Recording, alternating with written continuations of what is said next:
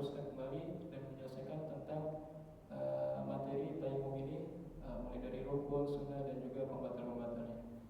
Salawat serta salam kita haturkan selalu kepada junjungan Nabi kita yang mulia, Nabi pemimpin para anbiya wal mursalin, Nabi Allah Nabi Muhammad sallallahu alaihi wasallam beserta para keluarganya, para sahabatnya dan para pengikutnya yang setia mengikuti sunnah-sunnahnya hingga akhir zaman kelak. Amin. Alhamdulillah. Langsung saja kita serahkan kepada Ustaz untuk melanjutkan materinya. Kepada Ustaz.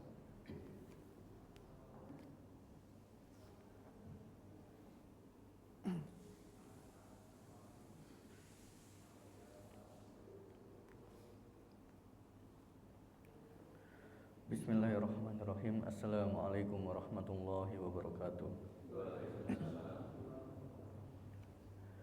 Alhamdulillah, wassalatu wassalamu ala rasulillah wa ala alihi wa ashabihi wa mawala. Asyhadu an la ilaha illallah wahdahu la syarikalah wa asyhadu anna Muhammadan abduhu wa rasuluh la nabiyya wa la rasula ba'dah. Amma ba'du, para jamaah yang dirahmati Allah Subhanahu wa taala, pada pertemuan sebelumnya kita sudah masuk bab tayamum, dan alhamdulillah pada pertemuan yang lalu kita sudah membahas terkait dengan definisi tayamum, baik secara bahasa maupun secara istilah. Ya, kita sedikit murojaah. Pada pertemuan yang lalu, tayamum secara bahasa adalah al-qasdu. Al-qasdu yaitu menuju atau menginginkan, yaitu secara bahasa. Kemudian secara istilah, tayamum adalah isalu turabin atau isalu turabin tahurin lil wajhi wal yadaini badalan an wudu'in au guslin au gusli udwin bisyara itu maksusotin. Yang namanya tayamum secara istilah adalah isalu turab, ya, menyampaikan turab. Turab yang seperti apa? Turab ini adalah debu, ya, menyampaikan debu yang suci lil wajh, itu ke wajah. Ya, jadi ada debu yang suci itu disampaikan ke wajah, ya, kita usap ke wajah. Wal yadaini, dan kedua tangan. Dan di sini didapati adanya khilaf di antara ulama, apakah mengusap tangan itu sampai siku atau cukup sampai pergelangan saja. Ya, ulama berselisih di sini. Ya, sebagian mengatakan tayamum itu diusap sampai siku, dikiaskan dengan wudu. Sebagaimana ini adalah pendapat jumhur atau mu'tamad dalam madhab Syafi'i. Kemudian pendapat yang kedua, bahwasannya tayamum, ketika tayamum mengusap tangan cukup sampai pergelangan.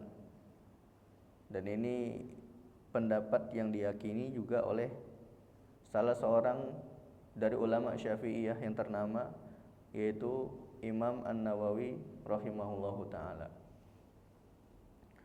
Lalu beliau menyebutkan yang namanya tayamum adalah badal.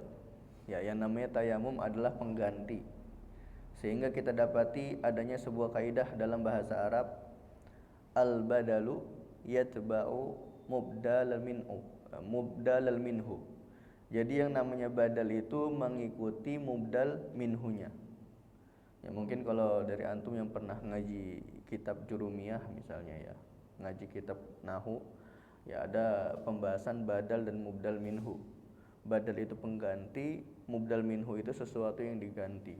Sehingga badal itu dia mengambil hukum mubdal minhu. Kalau dalam ilmu nahunya, seandainya mubdal minhunya itu marfu, maka badalnya wajib dirofa'kan. Kalau mubdal minhunya itu mansub, maka badalnya itu wajib dinasobkan. Kalau mubdal minhunya itu majrur atau majzum, maka si badalnya pun wajib dijarkan atau dijazamkan. Ya, sehingga kaidah ini pun berlaku dalam perkara syar'i. Ketika kita mengatakan bahwasanya tayamum ini adalah badal dari wudu, berarti maknanya wudu statusnya sebagai mubdal minhunya dan tayamum sebagai badalnya. Maka pada beberapa kasus ya tayamum ini dia mengikuti wudu, ya seperti diantaranya ya mengusap sampai siku, ya kemudian juga mengusap batasan-batasan wajah. Ya karena apa, yang namanya tayamum ini adalah badal atau pengganti dari wudu. Kemudian yang kedua, badal juga dia termasuk pengganti dari mandi. Ya ketika ada seorang yang junub atau ada seseorang yang ya wanita yang baru selesai haid atau nifas, kemudian tidak mendapati adanya air sehingga tidak bisa mandi. Lalu masuklah waktu sholat, maka apa yang perlu dilakukan? Yaitu tayamum. Tayamumnya sama seperti tayamum bagi orang yang tidak menemui air untuk melaksanakan sholat. Ya, jadi tayamum bagi orang yang hadas besar dan tayamum yang hadas kecil itu juga sama. Ya, jadi jangan sampai kita menganggap kalau hadas besar nanti tayamumnya harus guling-guling di tanah. Enggak. Ya, tayamum tetap sama, mengusap wajah dan tangan. Kemudian yang ketiga, tayamum ini juga sebagai badal atau sebagai pengganti dari basuhan anggota yang tidak bisa dibasuh, ya, atau sebagai pengganti dari anggota wudu atau anggota mandi yang dia tidak bisa dibasuh menggunakan air. Misalnya seperti sakit, ya contohnya sudah kita sebutkan pada pertemuan yang lalu, ya kita ulangi contohnya. Misalnya ada seseorang yang di bagian tangan kirinya itu sakit, diperban, sehingga kata dokter ini tidak boleh untuk terkena air. Lalu bagaimana cara dia berwudu? Yang pertama, dia tetap wajib berwudu karena wajahnya masih sehat, tangan kanannya sehat, kakinya juga sehat, sehingga di sini masih ada hak yang wajib untuk dibasuh. Maka dia tidak menggugurkannya. Sedikit luka atau anggota tubuh, misal satu tangan ini luka, tidak menggugurkan kewajiban berwudu. Tetap dia wajib berwudu. Pertama dia berwudu, ya, membasuh wajah, kemudian membasuh tangan kanannya. Nah, ketika sampai di tangan kiri, ketika di tangan kirinya itu ada bagian yang sehat, misalnya tidak terkena perban, misalnya di perban itu hanya bagian sini, ya berarti otomatis tangan atas ini masih tidak terkena perban, dia tidak menjadi masalah kalau dia dibasuh. Maka kewajibannya di sini ada 3 hal. Yang pertama, dia membasuh terlebih dahulu area yang sehat. Kemudian yang kedua, dia mengambil air sedikit, dipercikan, kemudian dia usap. Ya, perbannya itu dia usap di atasnya 1 kali. Kemudian yang ketiga, dia tayamum. Dia tayamum untuk anggota yang tidak bisa terkena air tadi. Ya, setelah tayamum lanjut lagi wudunya. Tadi kan baru sampai di tangan, baru mengusap kepala, kemudian membasuh kedua kaki. Pertanyaannya lalu bagaimana Ustaz kalau seandainya lukanya itu ada di 2 tempat, misalnya di tangan, kemudian di kaki, maka dia melakukan hal yang sama, berarti dia tayamumnya 2 kali.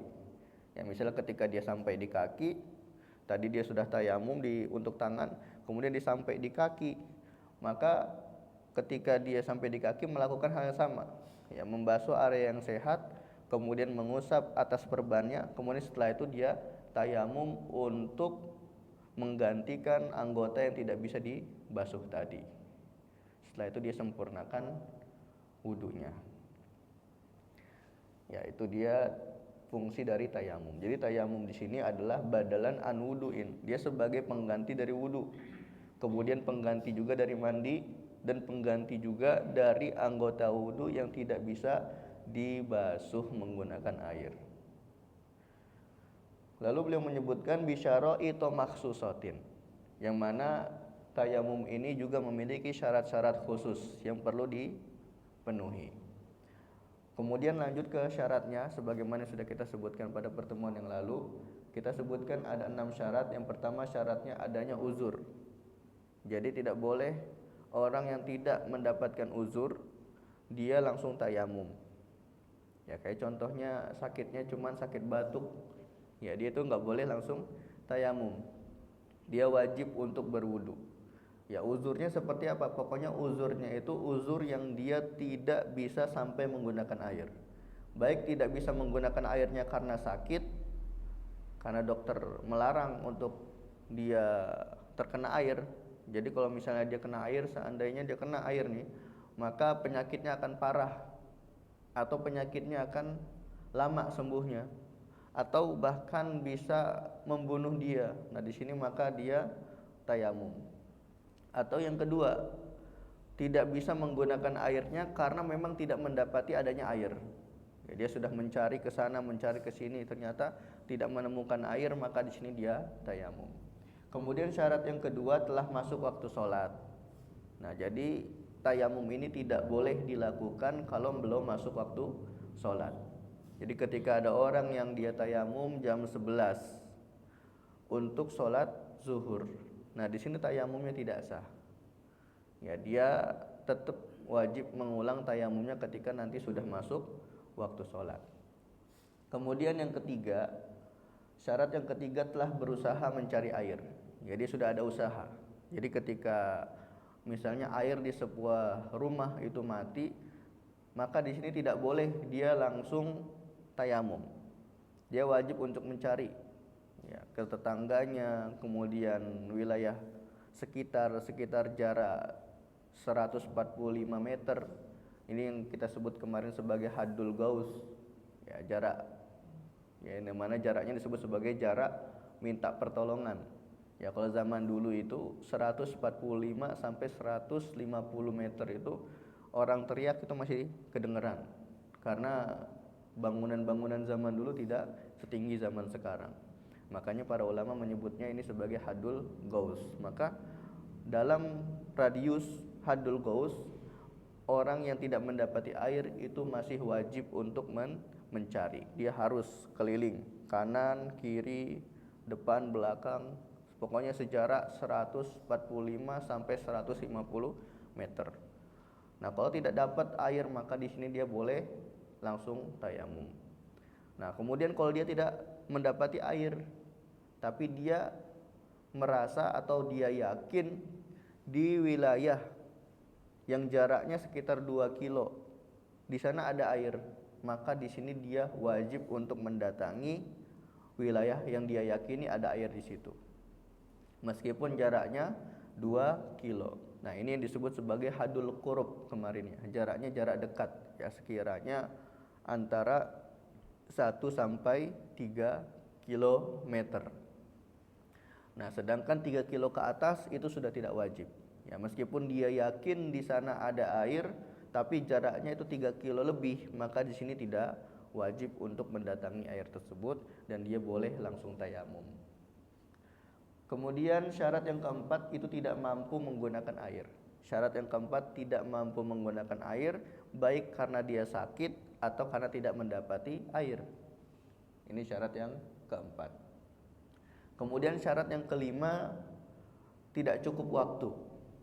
Jadi ketika dia sudah mendapati air ternyata waktu sholat hampir habis, 1 menit lagi waktu sholat habis, maka di sini dia tidak perlu berwudu, dia langsung tayamum saja itu boleh.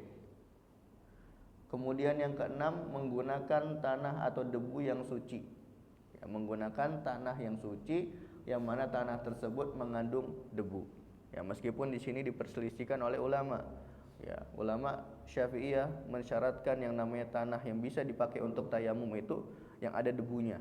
Kalau enggak ada debunya itu tidak sah tayamumnya. Tapi ulama Hanafiyah mengatakan enggak mesti. Pokoknya apa saja yang dia itu bisa dipegang kayak tembok, kemudian karpet, meskipun itu bersih itu bisa dipakai untuk tayamum. Ala kulli hal ini diperselisihkan oleh ulama. Kemudian kita sebutkan kemarin permasalahan yang berkaitan dengan tanah yang suci. Bagaimana hukumnya tayamum menggunakan tanah yang di sana tercampur dengan kapur misalnya. Ya kapur yang kayak bangunan itu, ya ada kapurnya. Nah ini kecampur tanahnya, boleh nggak kita pakai untuk tayamum tanah yang seperti itu? Di sini ada 2 pendapat. Pendapat yang pertama boleh, dan pendapat yang kedua tidak boleh. Dan ini dua-duanya sama-sama pendapat dalam mazhab Syafi'i. Ya, dalam mazhab Syafi'i sendiri pun berselisih, dan ini diperselisihkan juga oleh satu orang. Ya, Imam Nawawi berselisih dalam kitabnya. Ya, Imam Nawawi punya beberapa kitab. Di kitab yang satu beliau menyebutkan tidak boleh. Kemudian di kitab yang lain beliau menyebutkan boleh. Ya, makanya yang namanya mazhab itu adalah madrasah. Ya, jadi yang perlu kita bangun mindsetnya, mazhab itu bukan pendapat individu. Ya, mazhab itu bukan pendapat Imam Syafi'i. Mazhab itu bukan pendapat Imam Ahmad. Mazhab itu bukan pendapat Imam Malik. Mazhab itu bukan pendapat Imam Abu Hanifah. Tapi masing-masing pembuat mazhab mereka memiliki ashab, disebutnya sebagai ashab, yaitu pengikut. Dan pengikutnya itu memiliki pendapat-pendapat juga yang dicantumkan di dalam mazhab berdasarkan usul dari mazhab itu sendiri. Nah, kenapa bisa membentuk mazhab? Karena setiap mazhab itu punya usul. Ya, punya usul, punya ilmu usul. Yang mana usul inilah yang sebagai patokan atau tolak ukur mereka untuk mengistinbatkan hukum-hukum dari Al-Quran dan As-Sunnah. Sehingga ketika kita mengistinbatkan Al-Quran dan As-Sunnah tidak menggunakan usul, sudah pasti istinbat tersebut akan rusak. Ya. Taib, kita lanjut pembahasan selanjutnya. Ya, sekarang kita masuk pembahasan rukun-rukun tayamum. Ya, sebagaimana yang pernah kita bahas pada pertemuan di bab wudu, yang namanya rukun adalah sesuatu yang apabila dia ditinggalkan maka ibadahnya tidak sah, dan sesuatu tersebut bagian dari ibadah yang dikerjakan. Nah, itu dia rukun. Maka disebutkan wa faraiduhu arba'atu asya'a. Rukun-rukun tayamum itu ada 4. Yang pertama an-niyah. Ya, sebagaimana yang pernah kita sampaikan bahwasanya Rasulullah SAW pernah bersabda, innamal a'malu binniyat. Sesungguhnya keabsahan suatu amal itu tergantung dengan niatnya. Ya, di sini ada takdir kalamnya ya. Nah, hadis ini tidak bisa dipahami begitu saja ya, tidak bisa dipahami secara zahirnya saja. Kenapa? Karena hadis ini ada sesuatu yang dihapus. Jadi takdir kalamnya innama sihatu al-a'mali binniyah. Sesungguhnya keabsahan suatu amalan itu tergantung niatnya. Ini takdir atau kalimat yang dihapus menurut jumhur ulama. Ya, seperti menurut jumhur Malikiyah, menurut jumhur Syafi'iyah, menurut jumhur Hanabilah. Sedangkan yang menyelisihi itu adalah Hanafiyah, yang mana menurut madhab Hanafi niat itu tidak wajib hukumnya. Ya, menurut madhab Hanafi niat itu hanya pelengkap ibadah saja, dia bukan bagian dari rukun. Kenapa? Karena Imam Abu Hanifah dan ashabnya dan pengikut-pengikutnya mentakdirkan atau memunculkan kalimat yang dihapus dari hadis yang tadi disebutkan itu adalah kamalun. Apa artinya kamal? Kamal itu artinya penyempurna. Jadi ketika kita baca hadisnya innamal a'malu binniyat, takdir kalamnya innama kamalul a'mali binniyat. Sesungguhnya kesempurnaan suatu amalan itu tergantung niatnya. Jadi dalam mazhab Imam Abu Hanifah niat hanya penyempurna saja. Ya, jadi sehingga ketika ada orang yang dia ibadah tanpa niat sah menurut mazhab Imam Abu Hanifah. Tapi menurut jumhur ulama tidak sah. Kenapa? Karena mereka menganggap bahwasanya niat itu adalah wajib. Niat itu adalah rukun. Makanya mereka mentakdirkan perkataannya innama sihah, yaitu keabsahan. Innama sihatul a'mali. Sesungguhnya keabsahan suatu amalan itu tergantung dengan niatnya. Berarti ketika ada orang yang beribadah tanpa niat, maka sholat atau ibadah tersebut tidak sah.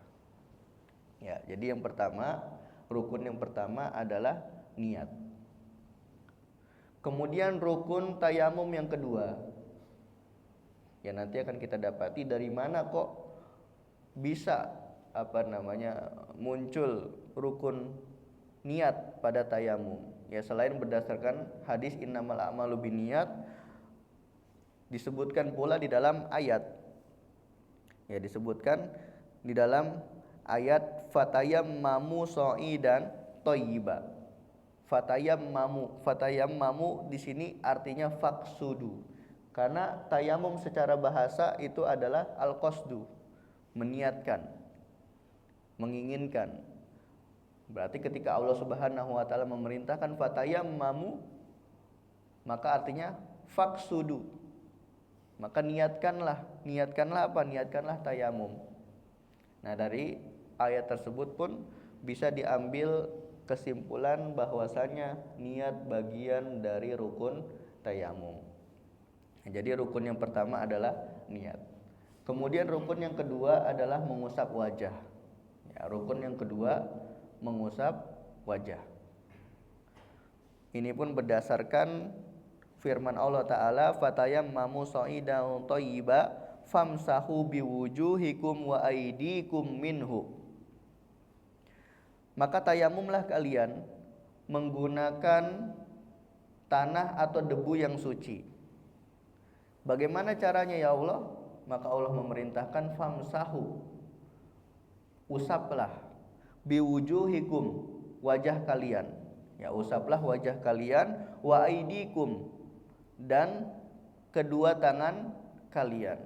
Minhu, hu-nya di sini kembali kepada sa'id. Ya, hu-nya di sini kembali kepada sa'id. Ya, kalau dalam ilmu bahasa ini disebut sebagai domir, yang mana domir itu memiliki audah, tempat kembali. Nah, disinilah pentingnya ilmu bahasa. Ya, kenapa pentingnya ilmu bahasa Arab? Karena banyak sekali kasus ketika kita salah mengembalikan domir tadi, itu akan salah makna. Ya, makanya dalam ilmu nahu itu ada pembahasan audatud domir, kembalinya domir. Kemana nih domir-domir ini kembali? Nah, maka disebutkan tadi minhu, hu-nya di sini kembali kepada sa'id. Apa itu sa'id?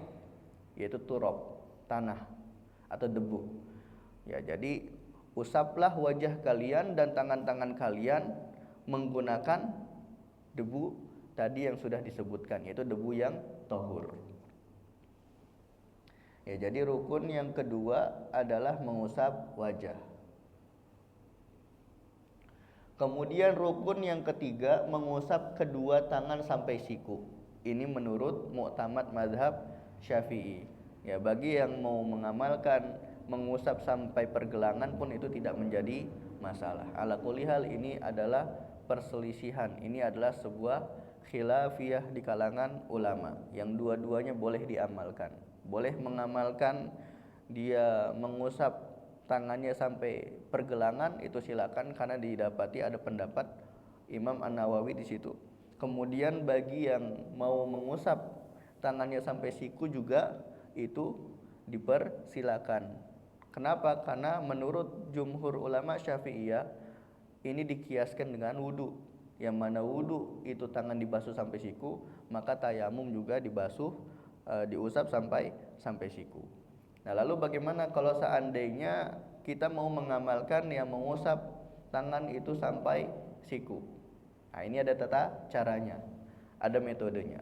Metode yang pertama, ya, saya akan kasih praktek metode untuk mengusap tangan. Ya, yang pertama itu dengan cara dia mengambil debu. Nah, kemudian yang pertama yang dilakukan, dia membasuh dengan area sini. Jempolnya jangan sampai terkena. Ya, jempolnya jangan sampai mengenai kulit, disisain. Jadi dia mengusap area sini. Ya. Sampai siku, kemudian diputar.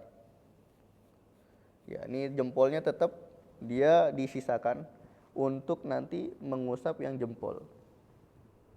Nah, kemudian yang satunya lagi juga sama, karena tadi di sini masih ada debu, maka dia usap, ya.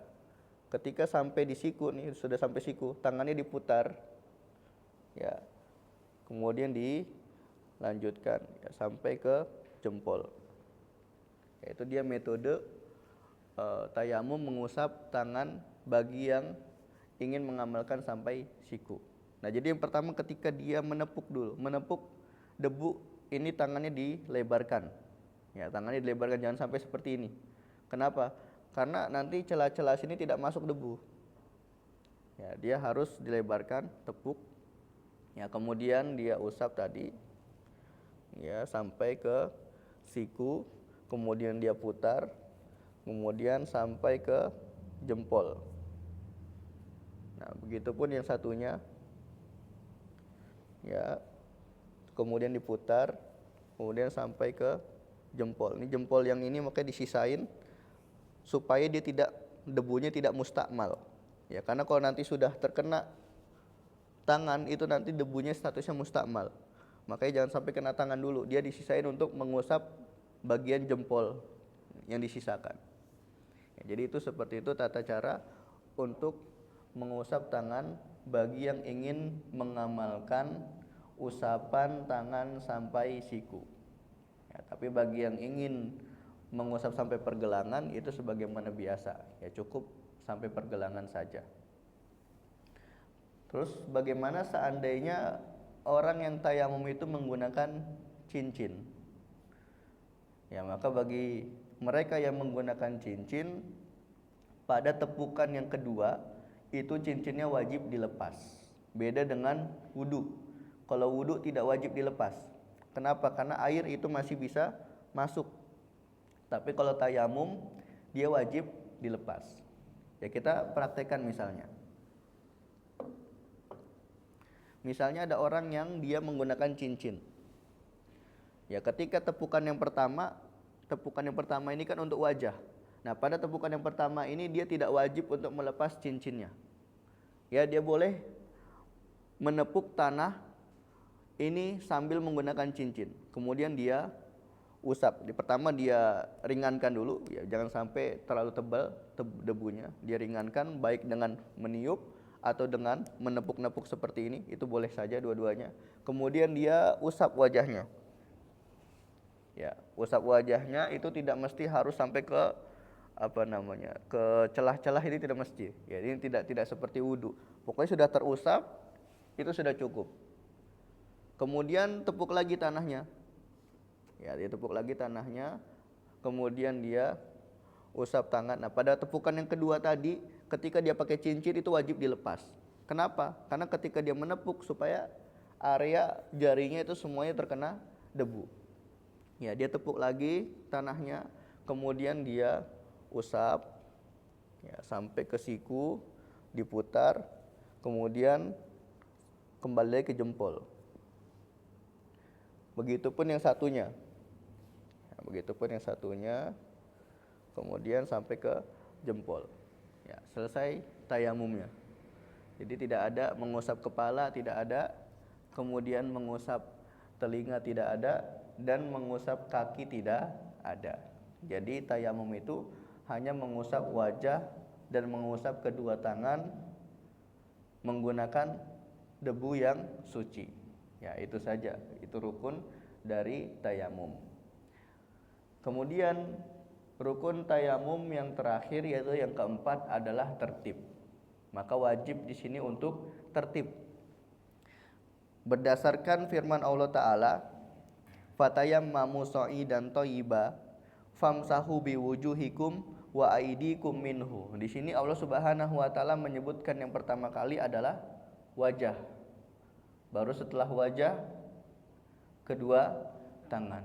Ya, di sini menunjukkan adanya tartib. Ya, sehingga ketika ada orang yang tayamum itu tangan dulu baru wajah, maka tayamumnya tidak sah. Karena yang namanya tayamum dia disyaratkan atau termasuk rukun tayamum ini adalah tertib, ya melaksanakannya secara berurutan. Yaitu dia terkait dengan rukun-rukun tayamum ada 4. Kita ulangi, yang pertama itu niat, kemudian yang kedua mengusap wajah, kemudian yang ketiga mengusap kedua tangan, baik sampai pergelangan tangan atau sampai siku. Ini ada khilaf di kalangan ulama. Taib, kita lanjut ke sunnah-sunnah tayamum. Ya, setelah kita mengerti apa saja rukun-rukun tayamum, maka yang perlu kita ketahui juga sunnah-sunnah tayamum. Apa saja sih yang disunahkan bagi orang yang tayamum, ya, supaya kita mendapatkan pahala sunnah di sini. Ya, ketika kita mengamalkan yang fardunya saja, mengamalkan rukunnya saja, sebenarnya tayamumnya sudah sah. Tapi masa iya kita hanya membatasi ibadah kita hanya sebatas yang wajibnya saja? Masa kita tinggalkan yang sunnahnya? Maka kita perlu tahu apa saja yang disunahkan ketika bertayamum. Nah, di sini disebutkan wasunanuhu salah satu asya'a. Sunah tayamum itu ada 3. Ya, yang disunahkan ketika tayamum itu ada 3. Yang pertama at-tasmiyatu, yaitu membaca basmalah. Sama seperti wudu, ya, sama seperti wudu membaca basmalah. Ini berdasarkan sabda Nabi SAW, kullu amrin zibalin la yubda'u bihi bi bismillahirrahmanirrahim fahuwa aqta. Ya, semua amalan yang dia diperhatikan oleh syariat, dalam artian syariat memperhatikannya, yaitu syariat membahasnya, tapi dia tidak memulai amalan tersebut dengan bismillah, maka amalan yang dia kerjakan tadi itu terputus keberkahannya. Ya, kayak misalnya majelis taklim ini tidak dimulai dengan bismillah, maka terputuslah keberkahannya. Kemudian apalagi misalnya membaca Al-Quran tidak didahului dengan bismillah. Kemudian membaca kitab tidak memulai dengan bismillah, atau menulis kitab tidak didahului dengan bismillah. Nah, ini akan terputus keberkahannya berdasarkan sabda Nabi yang tadi sudah kita sebutkan. Makanya ketika kita buka kitab, ya, bisa antum, bagi yang punya kitab itu antum buka di awal, pasti para pengarang itu memulai kitabnya itu dengan basmalah. Karena apa? Ketika amrun zubal, itu amalan atau perkara yang dia itu disyariatkan, ya, dicintai oleh syariat atau diizinkan oleh syariat, tapi dia tidak dimulai dengan basmalah, maka amalan tersebut akan terputus keberkahannya. Maka sunnah yang pertama yaitu tasmiyah. Jadi sunnah yang pertama bagi orang yang ingin tayamum itu membaca basmalah. Lalu kalau seandainya tidak membaca basmalah, sah atau tidak? Sah. Karena apa? Hukumnya sunnah. Ya, tidak wajib. Nah, jadi kita harus membedakan, ya, antara syarat, rukun, sunnah, itu harus kita bedakan. Kalau syarat, sesuatu yang apabila ditinggalkan, maka ibadah yang kita ingin kerjakan itu tidak sah. Sama, begitupun rukun pun sama. Sesuatu yang apabila kita tinggalkan, maka ibadah yang kita kerjakan tidak sah. Nah, sekarang bedanya apa antara rukun dan syarat? Kalau rukun itu bagian dari ibadah tersebut, kalau syarat bukan bagian dari ibadah tersebut. Ya, contoh mudahnya seperti sholat. Takbiratul ihram, ini adalah rukun sholat. Kenapa? Karena dia bagian dari sholat. Kalau ada orang yang sholat kemudian tidak takbiratul ihram, maka sholatnya tidak sah. Kemudian yang kedua, menutup aurat. Ya, menutup aurat ini adalah syarat sahnya sholat. Apakah menutup aurat bagian dari sholat? Tidak. Ya. Nah, ini yang perlu kita bedakan antara syarat dan rukun.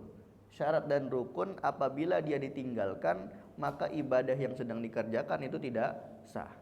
Bedanya kalau syarat itu bukan bagian dari ibadah itu, sedangkan kalau rukun itu bagian dari ibadah itu sendiri. Nah, kalau sunnah ini sesuatu yang ditinggalkan, maka ibadahnya tetap sah.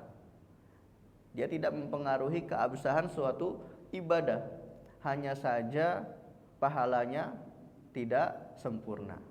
Ya, pahalanya tidak sempurna sebab dia meninggalkan amalan-amalan yang sunnah. Jadi ketika ada orang yang ingin tayamum atau ingin berwudu, kemudian tidak membaca basmalah, wudu dan tayamumnya tetap sah, tapi dia tidak mendapatkan pahala basmalah.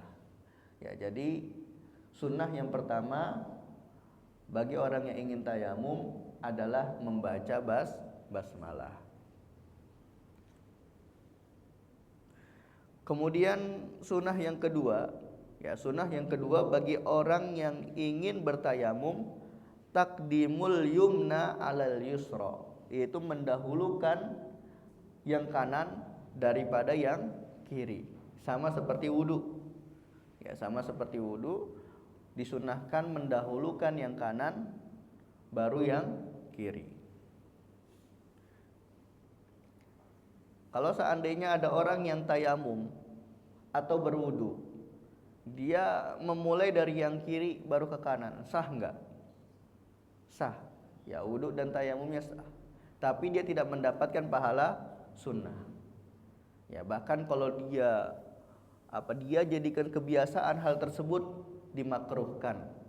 Ya, kalau dimakruhkan dia tidak mendapatkan pahala. Ya, tapi wudu dan tayamumnya tetap sah. Dia boleh untuk melaksanakan sholat.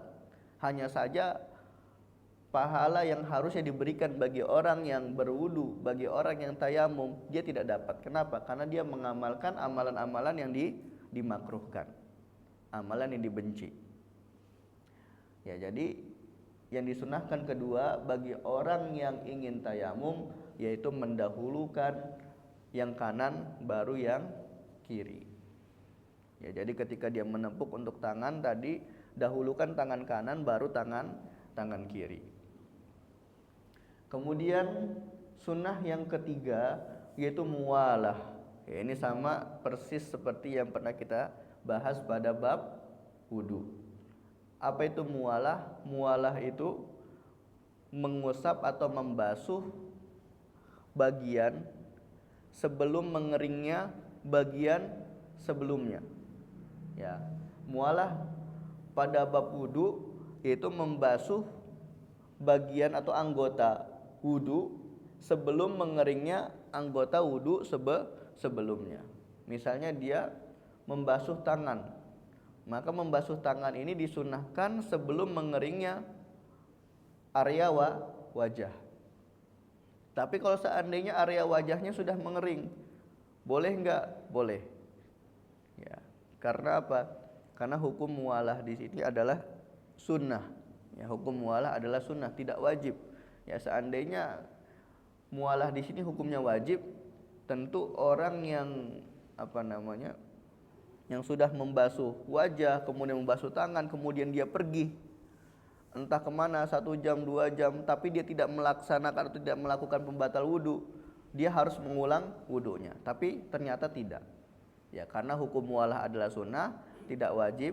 Berarti ketika nanti dia membasuh wajah, kemudian membasuh tangan, kemudian dia pergi, terus masuk waktu zuhur misalnya, dia berwudu, cukup dia usap kepala dan membasuh kaki saja. Kenapa? Karena hakikatnya wajah dan tangannya hadasnya sudah terangkat. Ya, jadi tidak wajib ya yang namanya muwalah. Nah, sekarang kita kan pada pembahasan tayamum. Bagaimana? Kan tayamum itu kan tidak basah. Ya, muwalah itu seperti apa? Ya kita kira-kira. Ya kita kira-kira sebagaimana wudu. Kalau di wudu misalnya anggota wudu ini keringnya sekiranya normalnya berapa menit misalnya. Misalnya 10 menit udah mengering tanpa dielap ya. Pokoknya keringnya itu kering alami. Keringnya kering alami, tubuhnya juga tubuh yang alami, bukan tubuh yang dia itu punya penyakit, misalnya kulitnya itu gampang kering. Nah, bukan yang seperti itu. Kemudian juga cuacanya cuaca yang alami. Ya, normalnya kita kira-kira itu seperti apa? Ya, kira-kira itu berapa? Misalnya kita kira-kira itu 10 menit lah. Misalnya membasuh wajah, kemudian kita diamkan 10 menit, wajah itu udah kering. Nah, berarti kita takar 10 menit. Berarti kalau ada orang yang tayamum, kemudian pertama mengusap wajah, kemudian dia diamkan selama 15 menit baru mengusap tangan, maka di sini dia tidak mendapatkan pahala muwalah. Karena apa? Karena dia tidak melakukan tayamumnya itu secara muwalah, tidak langsung mengusap area atau anggota tayamum setelah usapan anggota sebelumnya. Nah, jadi muwalah itu hukumnya sunnah. Ya, tidak diwajibkan. Ya kecuali pada pembahasan yang kita bahas di wudu, yaitu bagi orang-orang yang dia memiliki penyakit beser. Ya bagi mereka yang beser, maka hukum muwalah adalah wajib. Ya ini terkait dengan sunnah-sunnah tayamum. Lalu apa saja yang membatalkan tayamum? Nah sekarang kita masuk ke pembatal-pembatal tayamum. Wa qala rahimahullahu ta'ala walladzi yubtilu tayammuma salah satu asya'a. Yang membatalkan tayamum itu pun ada 3. Yang pertama ma'abtolal wudu'a. Apa saja yang membatalkan wudu, maka itu membatalkan tayamum. Ya, pernah kita bahas pembatal wudu ada berapa? Ada 4. Yang pertama, keluarnya sesuatu dari salah satu 2 lubang. Ya, keluarnya sesuatu dari salah satu 2 lubang. Entah itu buang angin, buang air besar, atau buang air kecil. Yang dikecualikan adalah mani. Ya, kalau keluar mani maka wudunya tidak batal. Kemudian yang kedua, pembatal wudu yang kedua adalah hilangnya akal, baik dengan mabuk, pingsan, atau dengan tertidur. Yang dikecualikan adalah tidurnya orang yang duduk memakin. Ya, yang area bokongnya itu dia nempel dengan ubin atau punya tumpuan. Nah, ini yang dikecualikan. Tidur yang seperti ini atau tidur yang duduknya duduk sila. Nah, itu dia tidak membatalkan wudu. Kemudian yang ketiga yang membatalkan wudu, menyentuh lawan jenis. Ya, menyentuh lawan jenis yang bukan mahram, itu dia dapat membatalkan wudu. Sebagaimana firman Allah Ta'ala, aula mastumun nisa, atau ketika kalian menyentuh perempuan. Nah, ala kulli hal meskipun di sini didapati khilaf yang sudah kita sebutkan pada bab sebelumnya, yaitu khilafnya adalah memaknai lamastum. Menyentuh di sini, apakah menyentuh di sini menyentuh secara hakiki atau menyentuh secara majaz? Ya, sedangkan Imam Syafi'i mengambil pendapat yang pertama. Ya, ketika Allah mengatakan aula mastumun nisa, maka maksud kata Imam Syafi'i di sini adalah lamas, yaitu sentuhan secara hakiki. Ya, lamasa yal masu di sini artinya menyentuh. Berarti dengan sentuhan saja itu sudah membatalkan wudu. Kemudian menurut ulama lain ya mengatakan bahwa lamas di sini adalah majaz. Ya, sebagian dia mengatakan lamas di sini adalah ibarah atau ungkapan atau kinayah untuk gambaran jima. Ya, yang dimaknai di sini adalah jima atau dengan syahwat. Ya, maka sebagian ulama lagi mengatakan batalnya wudu itu ketika sentuhannya itu diiringi dengan syahwat. Ya, ala kulli hal di sini ada khilaf juga di antara ulama. Ya, jadi tadi pembatal wudu yang ketiga adalah menyentuh lawan jenis yang bukan mahram. Kemudian pembatal wudu yang keempat adalah menyentuh kemaluan atau menyentuh lubang dubur. Ya, menyentuh kemaluan dan menyentuh lubang dubur ini yang dapat membatalkan wudu. Jadi 4 pembatal wudu tadi itu pun membatalkan tayamum. Ya, jadi apapun yang membatalkan wudu maka dia juga sebagai pembatal tayamum. Sebagaimana kaidah yang tadi sudah kita sebutkan, maka al-badalu yatba'u mubdala minhu. Yang namanya badal itu mengikuti mubdal minhunya. Tadi kan tayamum sebagai badal statusnya. Mubdal minhunya siapa? Si wudu. Maka si tayamum di sini mengikuti hukum-hukum wudu. Ya, kemudian pembatal tayamum yang kedua yaitu melihat air di luar waktu sholat. Ya, dikatakan oleh beliau wa ru'yatul ma'i fi ghairi waqti sholati. Ya, melihat air di luar waktu sholat. Ya, misalnya ada orang yang dia tayamum, sudah masuk waktu sholat nih, dia tayamum, pengen melaksanakan sholat zuhur. Ternyata sebelum dia melaksanakan sholat zuhur, dia melihat ada air atau dia mendengar ada suara air, maka tayamumnya di sini batal. Ya, dia nggak boleh pakai tayamum tadi itu untuk sholat. Dia wajib untuk berwudu kemudian dia sholat. Ya, jadi yang dimaksud dengan melihat air di luar waktu sholat, maksudnya adalah melihat air atau mengetahui air di luar ketika dia sholat. Ya, di luar waktu dia sholat. Bukan maksudnya waktu. Ya, bukan maksudnya waktu zuhur, waktu asar, bukan. Tapi apa? Di luar dia sedang sholat. Ya, kalau dia tidak dalam kondisi sholat, melihat atau mendengar adanya air, atau dia yakin ada air, maka tayamumnya batal. Terus pertanyaannya, bagaimana kalau seandainya dia mendengar atau melihat adanya air ketika sedang sholat? Apakah di sini sholatnya batal atau tidak? Apa jawabannya?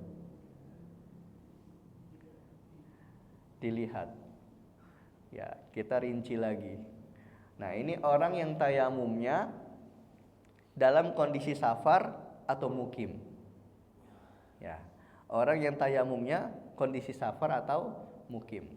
Kalau orang yang bertayamum dalam kondisi safar, kemudian dia sholat, ketika dia sholat itu mendengar ada suara air atau melihat ada orang yang sedang bawa air, maka di sini hukum tayamumnya tidak batal. Tapi disunahkan bagi dia untuk berwudu. Ya, disunahkan bagi dia untuk membatalkan sholatnya, kemudian dia wudu, kemudian dia ulangi sholatnya. Di sini hukumnya sunnah. Jadi kalau seandainya dia tidak mau membatalkan, misalnya dia sudah ngejar waktu, dia nggak mau membatalkan sholatnya, maka sholatnya tetap sah. Ini bagi orang yang musafir, ya, bagi orang yang dalam kondisi safar. Nah, tapi kalau orang yang dia tayamumnya dalam kondisi mukim, ya misalnya mati lampu itu ya, mati listrik dan tidak ada air sama sekali, ya kemudian dia melaksanakan tayamum, kemudian dia sholat. Nah, di tengah-tengah sholatnya ternyata airnya ngalir. Nah, maka di sini wajib bagi dia untuk membatalkan sholatnya, kemudian dia berwudu, kemudian setelah itu dia ulangi lagi sholatnya. Ketika ditanya, kenapa kok seperti itu? Alasannya apa? Alasannya kita sebutkan sebuah kaidah bahwasanya orang yang tayamum di tempat yang mayoritas tempat itu ada air, maka wajib untuk mengqadha sholat. Ya, jadi kalau kita ulangi kaidahnya, tayamum di tempat yang mayoritas tempat itu didapati ada air, yaitu permukiman, berarti permukiman. Kemudian pada satu ketika tempat itu tidak ada air, kemudian dia tayamum, kemudian dia sholat, maka nanti ketika ada air, dia wajib untuk mengulang sholatnya. Nah, sedangkan kaidah yang kedua, tayamum di tempat yang memang biasanya tidak ada air, seperti gurun pasir atau di perjalanan, ya ketika dia sedang safar. Tayamum yang seperti ini itu tidak mewajibkan untuk mengulang sholat. Sehingga pada kasus yang tadi sudah kita sebutkan, orang yang tayamumnya itu dalam kondisi mukim, kemudian sholat, kemudian ketika di tengah-tengah sholatnya dia mendengar ada air atau melihat adanya air, wajib bagi dia untuk membatalkan sholatnya, kemudian dia wudu, kemudian mengulang sholat. Kenapa? Karena pada hakikatnya dia pun nanti wajib untuk mengulang sholat. Mending sekalian dibatalin aja, karena hakikatnya saja dia nanti sudah diwajibkan untuk mengulang sholat. Kan kondisinya dia tayamum dalam kondisi mukim. Ya, beda halnya dengan orang yang tayamumnya dalam kondisi safar. Ya, ketika dia tayamum dalam kondisi safar, dia tidak wajib untuk mengulang sholatnya. Sehingga ketika dia mendengar ada air atau melihat ada air di tengah-tengah sedang melaksanakan sholat, di sini hanya hukumnya sunnah untuk membatalkan, tidak wajib. Karena ketika dia lanjutkan pun dia sholatnya tetap sah. Nah, itu dia alasannya kenapa orang yang tayamumnya mukim itu dia wajib untuk membatalkan sholatnya ketika di tengah-tengah sholatnya dia melihat adanya air. Nah, maka pembatal yang kedua, melihat air di luar waktu sholat, ini secara umum, baik bagi musafir maupun bagi mukim. Yang dibedakan kapan? Ketika dia melihat adanya air atau mendengar air ketika sedang sholat. Nah, inilah fikih. Ya, fikih itu ya dia memiliki hukum setiap keadaannya. Jadi tidak sama ya ketika dia tayamum di luar waktu sholat dan ketika sedang sholat punya hukumnya.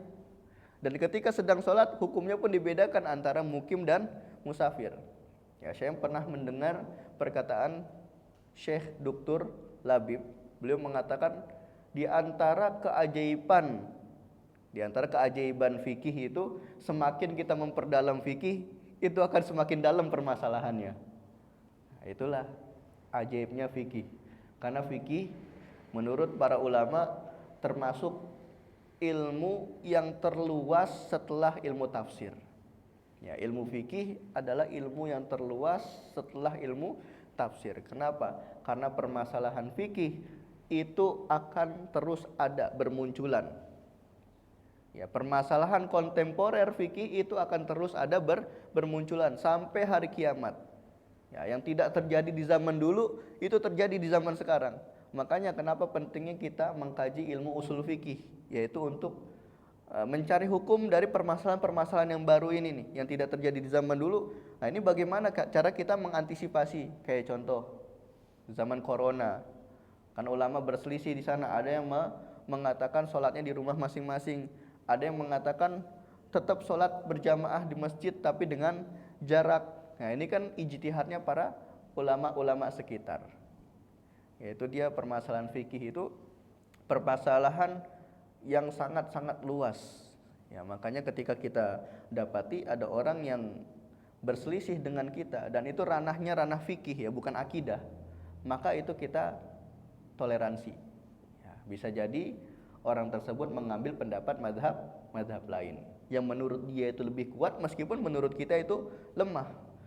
Ya, karena perlu saya kasih tahu bahwasan tashih wa tad'if hadis itu perkara ijtihadiyah. Mensohihkan dan mendoifkan hadis itu adalah perkara ijtihadiyah, tidak mutlak.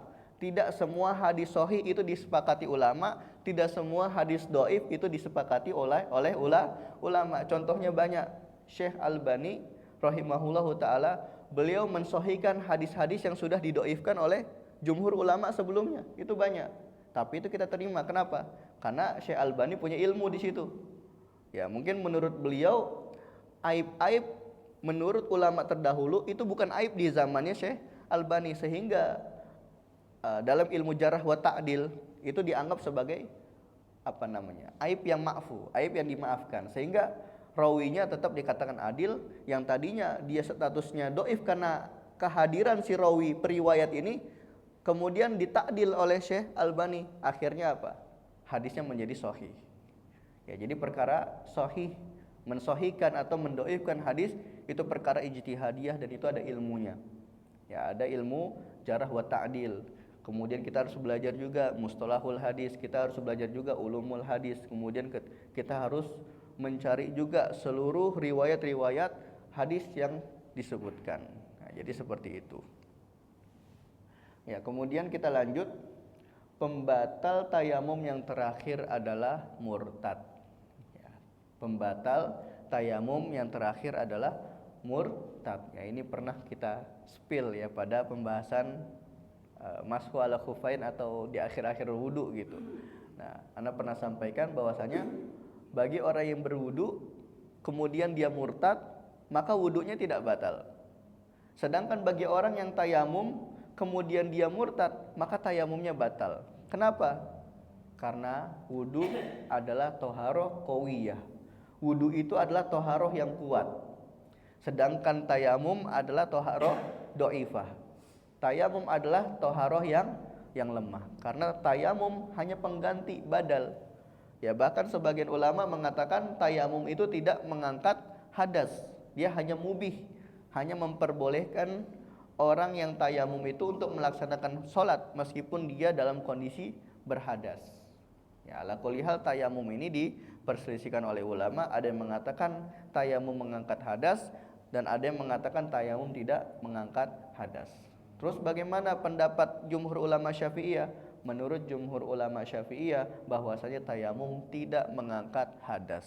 Jadi ketika ada orang yang junub atau selesai dari haid dan nifasnya ingin melaksanakan sholat tapi tidak ada air, maka dia wajib tayamum. Setelah itu, setelah dia tayamum kemudian didapati adanya air, maka dia wajib untuk mandi. Jadi tayamumnya dia tadi tidak mengangkat hadas besarnya, masih memiliki kewajiban untuk mandi besar. Taib, Allahu a'lam bishawab. Ini akhir dari pembahasan tayamum. Mungkin ada yang ditanyakan terkait dengan apa yang sudah kita bahas.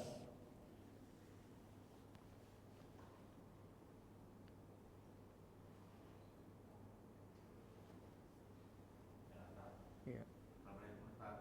Waalaikumsalam warahmatullahi.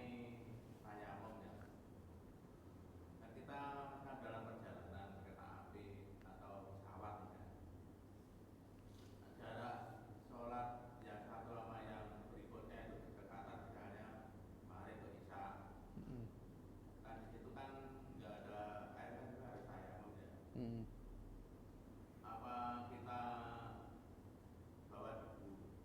Hmm.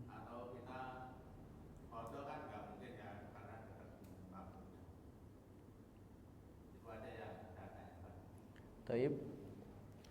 Misalnya ada orang yang safar di waktu sebelum maghrib, ya sebelum maghrib. Nah kemudian maghrib dan isya'nya dia di perjalanan. Ya pertama yang perlu kita ketahui, si orang ini dia sampai ke tujuan itu kurang lebih jam berapa? Misalnya kurang lebih jam berapa Pak? Misalnya orang ini sampainya.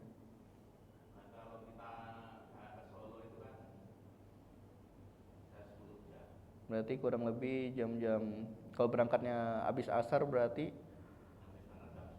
jam 11-an. Nah kalau seandainya sampai di lokasi tujuan itu jam 11, itu afdolnya dia sholatnya nanti di tempat tujuan. Ini nanti ada pembahasan jamak takhir namanya Pak. Ya jadi ya pertama sebelumnya kita perlu mengetahui terlebih dahulu ya waktu-waktu sholat. Jadi waktu-waktu sholat itu waktu subuh dimulai dari terbitnya fajar sampai terbitnya matahari. Berarti kalau sudah terbit matahari itu sudah keluar waktu subuh. Sebelum terbit matahari berarti belum keluar waktu subuh. Nah kemudian waktu zuhur dimulai sejak kapan?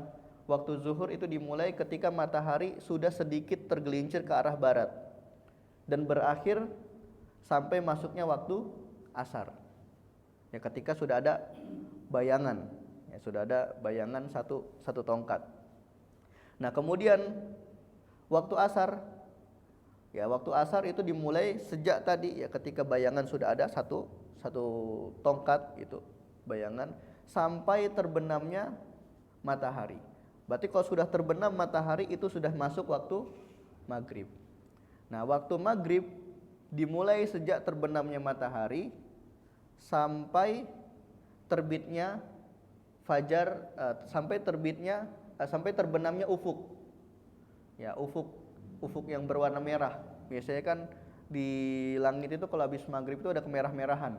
Nah itu sampai hilang tuh warna merahnya berarti waktu maghribnya sudah habis. Berarti itu masuk waktu isya.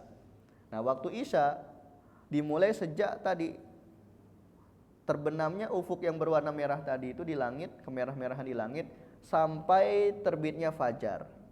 Berarti sampai terbitnya fajar berarti sampai masuknya waktu subuh.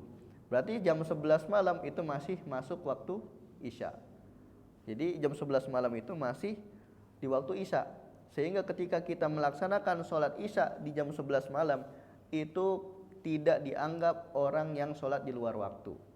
Nah, lalu kita kembali pada kasus pertanyaan tadi, bagaimana kalau seandainya dia di perjalanan nih maghrib sama isyanya dan perkiraan sampai di lokasi tujuan itu jam 11. Maka di sini afdolnya dia jamak takhir. Apa itu jamak takhir? Jamak takhir itu menggabungkan antara dua waktu sholat di satu waktu. Kalau dia melaksanakan sholatnya di waktu yang pertama itu namanya jamak takdim. Misalnya dia melaksanakan sholat maghrib dan sholat isya itu di waktu maghrib, itu namanya jamak takdim.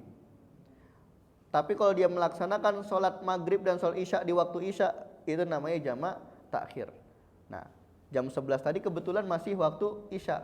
Ya sudah, nanti kita melaksanakan sholatnya itu ketika sudah sampai tujuan jam 11 malam tadi, itu dengan niat jamak takhir, yaitu kita melaksanakan sholat maghrib dan sholat isya di waktu isya. Itu di jam 11 tadi. Ya, itu lebih aman. Kenapa? Karena sholat di atas kendaraan itu diperselisihkan oleh ulama. Ya, sholat di atas kendaraan itu diperselisihkan oleh ulama. Ada ulama yang mengatakan tidak sah sholat wajib di atas kendaraan, dan ada ulama yang memperbolehkan untuk sholat wajib di atas kendaraan. Nah, jadi kalau seandainya kita mengambil pendapat sholat di atas kendaraan itu tidak sah, sholat wajib yang di atas kendaraan itu tidak sah, maka meskipun kita dalam kondisi suci, dalam kondisi sudah berwudu, maka kita tidak boleh untuk melaksanakan sholat di atas kendaraan. Kenapa? Karena hakikatnya sholat yang kita kerjakan itu tidak sah. Nanti status sholatnya itu hanya hurmatul waqt, untuk menghormati waktu saja. Ya, kenapa kok bisa ada pendapat yang mengatakan tidak sah sholat wajib di atas kendaraan? Karena setelah diteliti hadis-hadis Nabi, semua sholat yang dilaksanakan oleh Rasul Shallallahu Alaihi Wasallam di atas untanya itu semuanya sholat sunnah. Tidak ada satu riwayat pun yang menyebutkan Rasulullah sholat wajib di atas kendaraan. Maka para ulama, khususnya jumhur ulama Syafi'iyah, mereka berpendapat berarti sholat wajib itu tidak sah di atas kendaraan. Yang sah hanya sholat sunnah saja. Kalau sholat sunnah silakan, mau sambil jalan itu boleh, mau di atas kendaraan itu boleh. Kenapa? Ya karena didapati adanya riwayat, adanya hadis Rasulullah sholat sunnah di atas kendaraan. Tapi kalau sholat wajib itu tidak, karena dia perlu ada yang namanya rukun-rukun yang perlu ditunaikan, seperti qiyam, yaitu berdiri. Ya, jadi kalau di kendaraan kita susah untuk berdiri, karena kita punya bangku pun terbatas tempatnya. Nah, sedangkan sholat wajib itu wajib hukumnya berdiri selama dia mampu. Tapi kalau sholat sunnah, dia mau duduk itu boleh, sah. Atau dia mau berbaring ke kanan, itu sholat sunnah tetap sah meskipun dia mampu berdiri, meskipun pahalanya tidak sempurna. Ya, jadi seperti itu. Ya, jadi terkait dengan sholat di atas kendaraan sendiri pun itu diperselisihkan oleh ulama. Jadi ketika kita yakin sampainya jam 11 atau kita yakin sampainya itu belum keluar waktu isya, afdolnya kita laksanakan jamak takhir. Itu. Ya, sama-sama. Iya. Iya. Padahal. Waalaikumsalam warahmatullahi wabarakatuh. Kalau kemarin anak sakit, yang anak tanyakan sekarang adalah kasus anak sendiri. Kemarin anak selama 1 bulan itu dipasang kateter, dan itu nggak boleh dilepas, nggak boleh dilepas selama 1 bulan. Jadi selama 1 bulan itu saya sholat menggunakan kateter yang masih ada air kencing gitu kan. Iya. Ini gimana hukumnya? Apakah sholat saya itu tetap dia sah gitu atau gimana? Itu yang ke-1. Nah, setelah 1 bulan kateter itu dilepas, ini si katup air kencingnya ini nggak bisa kontrol. Kapan dia kencing, kapan dia itu, sehingga saya harus menggunakan pampers. Nah, sewaktu saya sholat keluar. Dan ini nggak bisa diprediksi berapa menit sekali itu air kencing itu akan keluar. Ini gimana juga hukumnya? Apakah saya tetap pas saya sholat terus ada terasa keluar gitu ya? Apakah saya membatalkannya? Apakah dilanjutkan? Sedangkan saya kemarin terus terang aja, saya terus melanjutkan sholat itu dengan saya khawatir, bukan khawatir ya, karena saya juga nggak tahu berapa lama saya akan bertahan untuk tidak kencing itu. Itu yang dua hal itu yang saya tanyakan. Makasih. Taib, untuk permasalahan yang disebutkan, ini termasuk ke pembahasan daimul hadas yang pernah kita sebutkan. Ya, ini pembahasan yang orang yang dalam kondisi selalu berhadas. Nah, bagaimana cara sholat orang yang dalam kondisi berhadas? Untuk jawaban dua-duanya langsung ya Pak ya. Dua-duanya langsung tadi karena ini statusnya sama. Kita hukumi sama karena sama-sama selalu berhadas. Untuk sholat daimul hadas, orang yang selalu dalam kondisi berhadas, yang pertama dia wajib untuk membersihkan terlebih dahulu area yang najis. Itu yang pertama. Kemudian yang kedua dia menggunakan pembalut atau menggunakan pampers. Ya, kalau perempuan yang istihadah biasanya itu menggunakan pembalut. Jadi harus disumpel terlebih dahulu jalur keluarnya najis tadi. Kemudian setelah dibersihkan, setelah menggunakan pampers atau pembalut, maka di sini dia wajib untuk langsung berwudu. Dia wajib untuk langsung berwudu. Berwudunya pun wajib mualah. Makanya di sini pernah kita bahas, yaitu terkait dengan mualah.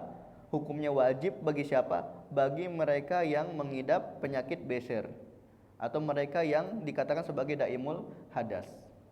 Nah, sehingga ketika dia habis membersihkan tadi, dia langsung berwudu. Berwudunya pokoknya mualah. Wajah, kemudian tangan, mengusap kepala, telinga, kemudian kaki. Setelah dia wudu, dia wajib mualah lagi. Itu wajib langsung melaksanakan sholat.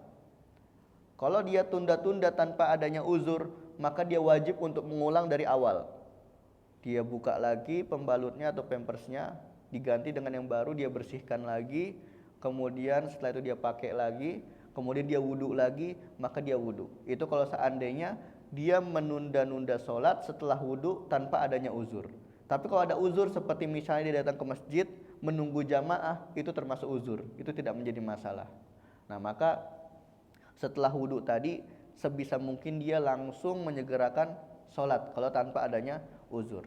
Nah, setelah sholat ternyata dia rasa ada yang keluar, maka di sini sholatnya tetap sah.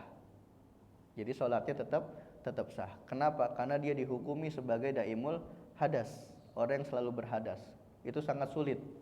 Ya, sangat sulit untuk kalau misalnya dia bolak-balik kamar mandi, itu akan menyulitkan.